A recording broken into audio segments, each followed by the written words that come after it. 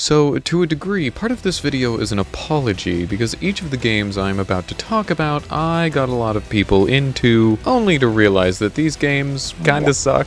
Hi, I'm Smog, and I'd like to talk to you about a little thing called agency. No, I do not mean a business organization or something along those lines. I am referring to agency defined as the capacity, condition, or state of acting, exerting power, or operating to achieve a goal. I don't think I need to be the one to tell you that modern gaming as a whole is a bit of a mess these days. With the rising influence of indie solo developers and companies desperately trying to cling on to what little money they have left, it's not just the player side of things that can feel a little dicey. However, the player experience is what I would like to talk to you about today, because I play all of these games with my friends, and they have been both a source of joy and vivid rage. Now, I am obviously going to discuss some negatives, and inevitably my bias is going to seep through when I am complaining, but my goal with this video is positive. I want to bring up what I believe leads to a few of these negative community experiences, and try to provide some suggestions to improve things. Thankfully, you'll notice the game that I am playing on screen right now, Warframe, is not one of the games I would like to discuss negatively today. It has its downsides, do not get me wrong, and can feel very overwhelming with its content, along with the select few people who are rather disrespectful. You usually find them in late game content or in the trade chat, but overall, it is the antithesis of a lack of agency. Warframe trusts you so much to do whatever you want and play however you want that it lets you take off the guardrails and do whatever. No, today I would like to discuss 3 games and why I feel I do not enjoy the experience of playing the game, while potentially providing feedback on what might fix these problems. These 3 games are League of Legends, Dead by Daylight, and Magic the Gathering. Truly, the 3 horsemen of exploding my keyboard. Let's start with the most notorious, most well-known toxic game of all time. Welcome to the League of Draven. So, League of Legends. Everyone knows what this MOBA is, and that its players are interesting people.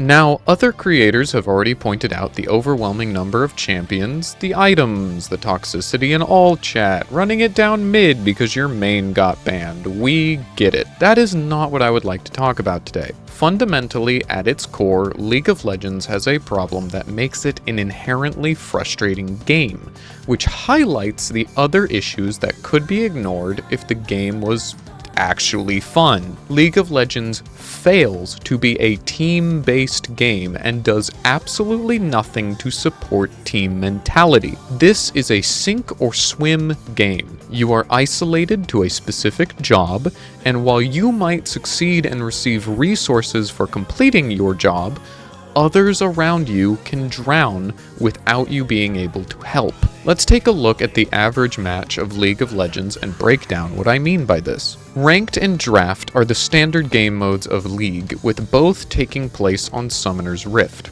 The map is split into 3 isolated lanes with a jungle between each lane. The top lane and middle lane feature a single player on each team. The bottom lane features both the ADC and support. The jungle features a single jungler, making a total of 5 players. In theory, top lane should be the only lane that feels significantly isolated from the rest, as characters who take this lane are often designed to 1v1 very well. In practice, you will experience what is called the laning phase, in which the first 13 to 15 minutes of every match feel almost completely isolated, and mostly devoid of teamwork. The exception to this is that the jungler has no lane and is responsible for supporting all 3 lanes alongside contesting map objectives. During this time, laners will be working to kill minions in order to get gold and experience, as well as trading with their opponents, testing the waters to see if they can get early kills. The early portion of the game lasts a very, very long time. 15 minutes of constant laning trades and farming minions can be a lot more intense than you might think,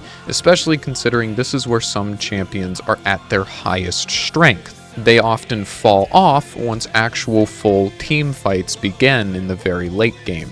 This complete separation of team members has recently been exacerbated by the introduction of quest items, punishing leaving your lane at all. It is during these initial 15 minutes in which you stand to gain or lose the most. It is now that your ability to play the game at all can simply be removed for the rest of the match. This is where the true failure of League actually lies. This is what causes that feeling of isolation, of fighting your team and needing to 1v9, of losing because of something outside of your control, even if you played very well. You see, every individual player has two statistics that are regularly checked on the scoreboard to determine how well they are doing. A KDA, meaning kills, deaths, and assists, as well as a creep score. And I feel like no one recognizes that this little thing, this little number right here, is the secret factor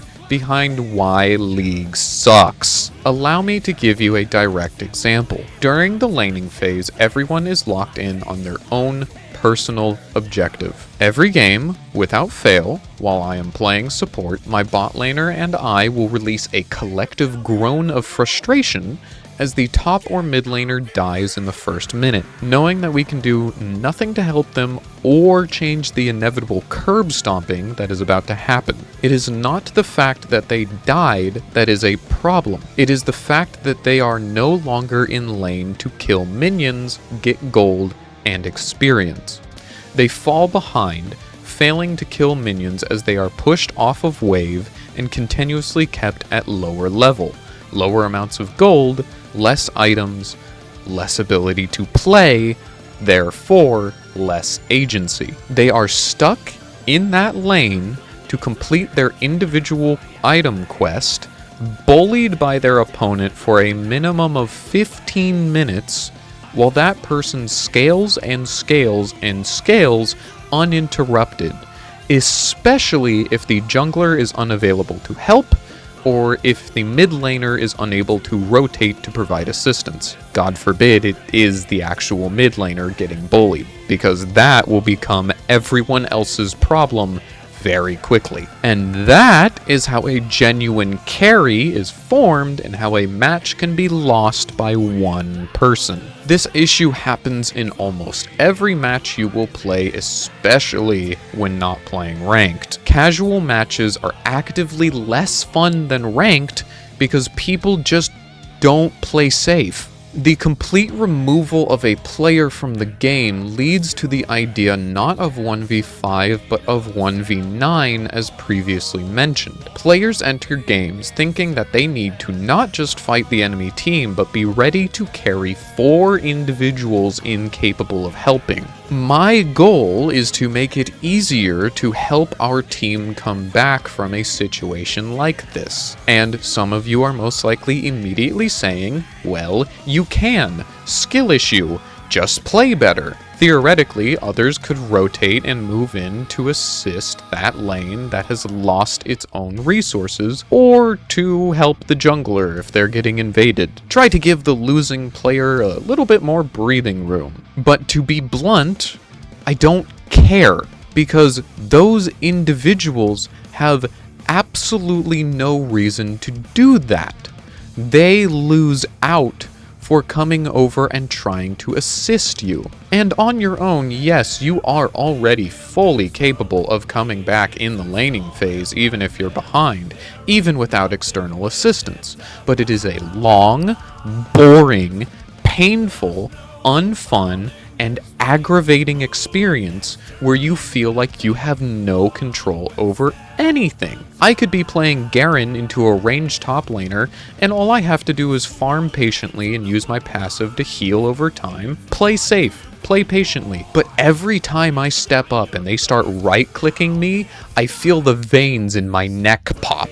That is the loss of agency we despise. despise. And I don't even need to begin explaining why it feels frustrating to lose a match because of a lane that is not your own. While I'm never going to be able to break a League of Legends player or designer on the dev team out of the mentality of laning phase, I want to present you with a hypothetical. What if creep score and the gold that came from it was universal across a team, similar to how it functions within ARAM, where when minions die nearby, you get a portion of the golden experience from that minion. My top laner has fallen behind early and I need to complete my bot lane quest. That's fine. Not to worry. I'm playing Sivir, so I'll just safely farm away, killing wave after wave, scaling into the late game, and in the meantime, my farming will help them at the very least maintain a fighting chance. It will give them the agency to contest waves and maybe take a fight or two. I simply do not understand why people I have presented this idea to shut it down so instantly without further discussion, because we have vivid proof that this works, is fun, and helps with team mentality. Heroes of the Storm did this, and every match of that game feels like an actual team game. Everyone is constantly rotating to help one another, to work on different map objectives together, to answer different champions with their own. Everyone is playing around the map, moving to different lanes.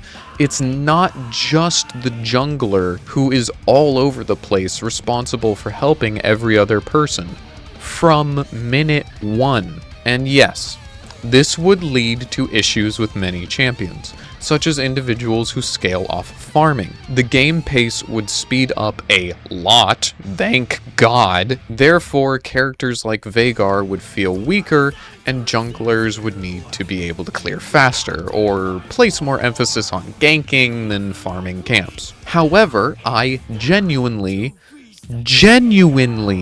believe that this change would be a monumental effort towards repairing the issue that is a lack of team mentality and agency when it comes to draft and ranked. Your failures are my failures. Your successes are my successes.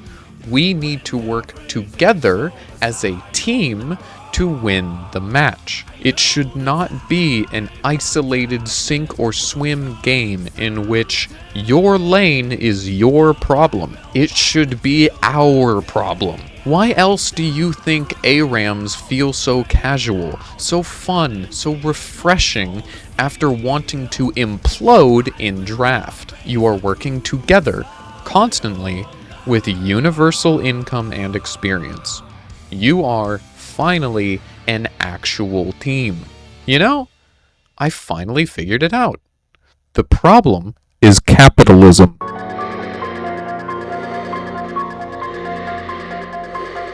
You see, when it comes to Dead by Daylight, the problem of a loss of agency is difficult to complain about because that is inherently the point of the game.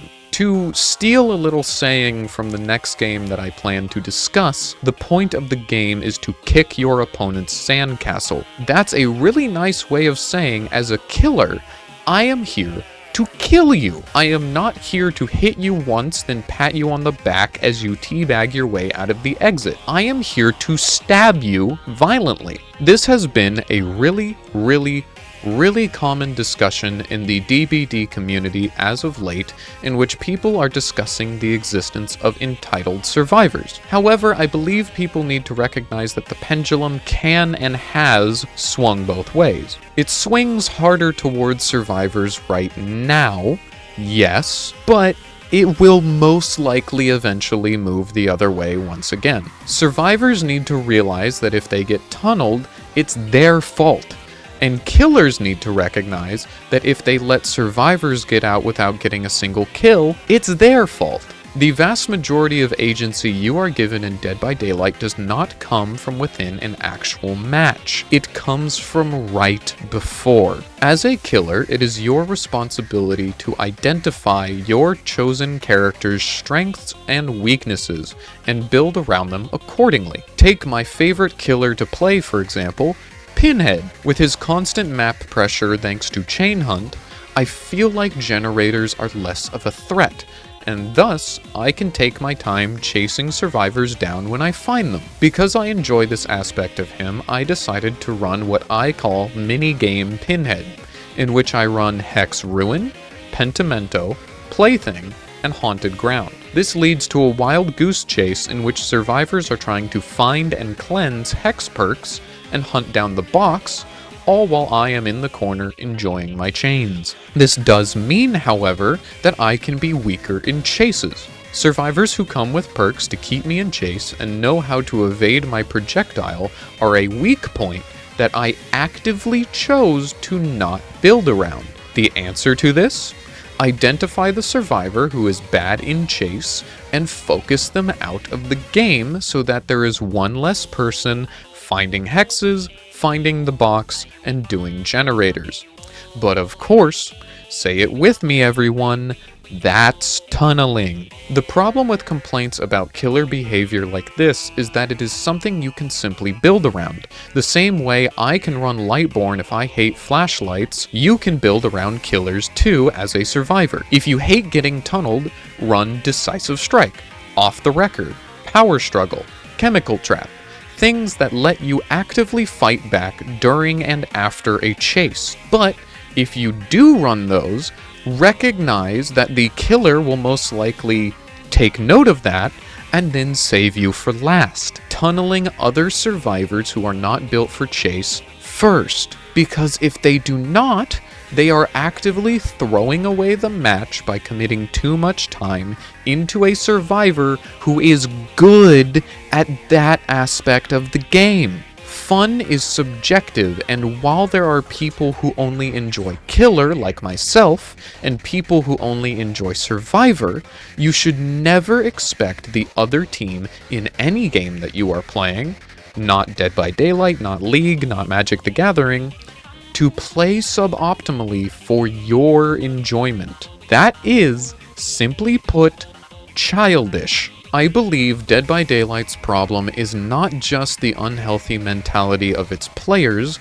again, on both sides, but also that it makes maintaining agency over your builds difficult if you do not open your wallet. This is the part of the game that needs improvement and is blatantly flawed. There is a reason I call Dead by Daylight pay to win, and it is that the Shrine of Secrets, the method of obtaining perks, is severely outdated and ineffective. Perks, the thing that I just told you to run in order to play properly the way that you want and enjoy playing, are locked behind leveling characters, and you cannot level a character that you do not own. Frankly, if you could level unknown characters using the blood points that you earn from playing other matches, this would never be a problem again, even if you can't play those characters.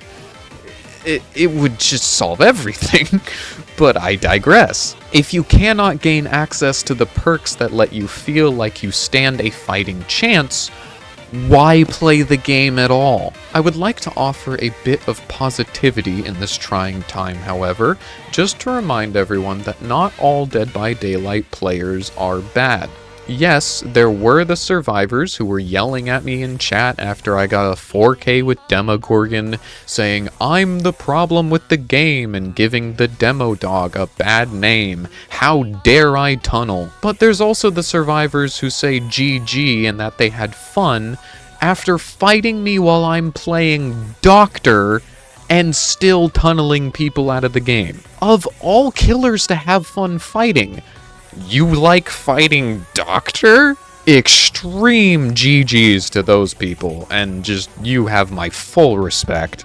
Now then, while we have no control over whether or not creep score or the Shrine of Secrets gets changed, we do have control over our mentalities and recognizing that this is a game about bullying the other team. If that isn't for you, you probably shouldn't be playing the game, but you can recognize that your control comes from your build, your skill, and your patience. If you recognize that, I believe you will have more fun. Although, there is a game that we, the players, can make some improvements to. Alright, Magic the Gathering, the section of this video that by far took the longest and frankly I was struggling to make. I would like to actually give a brief but significant shout out to Anthony, a good friend of mine and a mod in our Discord, for really helping me think this part out. They were vital in coming up with specific ideas. It's very difficult to form my opinions on this game without introducing bias based on my own personal experiences, my play group, things I dislike playing against, and the fact that I play entirely digitally rather than physically. For those who do not know, MTG is a classic card game about powerful planeswalkers, cool wizards, gathering and using mana to cast spells and beat each other up. It is also, frankly, a card game that I believe has caused me to feel anger equivalent to or surpassing that of League of Legends, and that is actually genuinely impressive. So,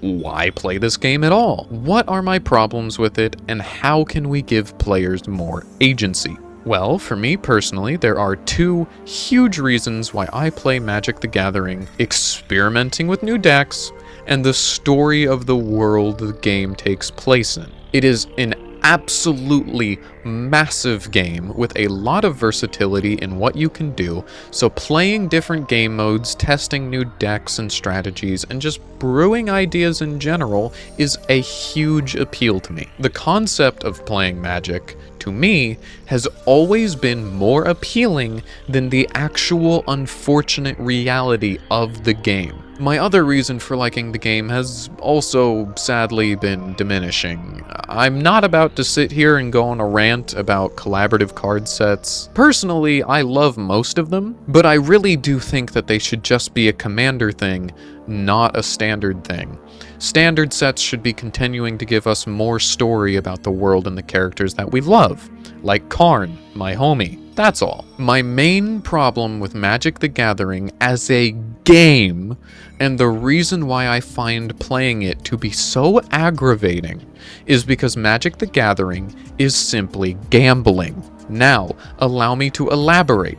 The game fundamentally has an issue with meeting the borderline requirements to play every single match. This all boils down to resources and lands, also known as my mortal enemy that I loathe with all my heart and soul. When looking at a card, you will notice all cards in the top right have a cost. In order to meet that cost and play that card, you need a number of lands that can produce that cost. And those lands, unlike Hearthstone, Digimon, and Yu-Gi-Oh!, are not guaranteed to you. Yu-Gi-Oh! Is the closest to Magic in terms of resources being a gamble. However, due to the extra deck, a massive amount of removal and traps to keep you from falling behind, and, you know, every card being free, your main concern in Yu-Gi-Oh! Is simply not drawing low-level monsters. In Magic the Gathering, however, your lands are located in the deck, and every single one was put in by you when you made the deck. Needing to choose between lands and mana producers leads to an interesting and fun deck creativity option, but due to them being in the deck, it leads to decreased consistency. And let me tell you, I have biblical levels of bad luck with mana. Nothing is more disheartening than spending an hour or two or more making a deck, sitting down to play, and then getting either mana flooded where you only draw lands, or mana starved when you draw none. For those who are wondering, by the way, my go-to when making a new deck is around 38 lands and 10 to 15 ramp spells to get more, as I usually play Commander. Despite these being fantastic and mostly consistent amounts, it is factually still pure luck every time you shuffle your deck. You don't just need a playable opening hand. You need a playable opening hand with the right amount of mana, and then throughout the game you need to top deck the exact thing you need at that moment in time over and over and over again. It is factually gambling. This is made even worse by the fact that your opponent can not only get more lands than you, but also have more ramp spells than you, while also removing your own mana producers if they really suck. Yes, there is targeted removal to get rid of lands. So, long story short, to try and cut this rant off here, because trust me, I would happily keep going, lands are a problem because they cause every single match to feel like an inconsistent gamble and create even further gaps in powers between different decks and playstyles. However, they also are a core part of the game of color identity and do lead to additional fun and creative choices when deck building. So, how do we solve this problem? How do we return agency to the hands of the players? Well, allow me to present to you with the concept of the land deck. Our proposed solution to make Magic feel more fun would function as follows. When creating a deck, your lands would count the same way they do already, as one card each towards the total deck size. However, when the game is set up, you will remove all land cards from your deck and place them in the land deck zone. After this point, at any time you would draw a card due to any effect, you may now choose what pile you would like to draw from. This includes your mulligan, but to avoid acting on card information as you draw your opening hand or during the game, when you draw, verbally state out loud what you will be drawing from what pile. Such as opening hand, 4 from the main deck, 3 from the land deck. Yes, it is immediately obvious how this would impact the game, with search for land effects now being obsolete compared to draw effects, every single deck becoming more consistent, and landfall decks being landfall decks. But frankly, that's an issue with landfall, so worst mechanic in MTG, fight me. Moving on, I genuinely believe that in every way, shape, and or form, this changes the game. It is worthwhile, as the game instantly becomes significantly less of a gamble, while still leaving room for creative deck building and honoring the concept of lands in general, rather than just throwing them out for Hearthstone mana crystals, for example. And that is all I have to say. That was a lot to go through, and I can't really express properly to you all how much effort went into figuring out how to verbally express all of that. I'm a little bad at bringing these things to a close, but I'm curious as to what you all think about my takes. I ask only that you be respectful, but I am curious as to what you think, even if you disagree with me. Especially the Magic the Gathering one. I hope to hear from you in the comments below, and that's all. Thank you to our Patreon supporters. Thank you to everyone who's been supporting the VOD channel recently. That has been enormous, and I really cannot thank you all enough. For now, enjoy this sped up recording of me drawing the thumbnail for this video because I'm very proud of it.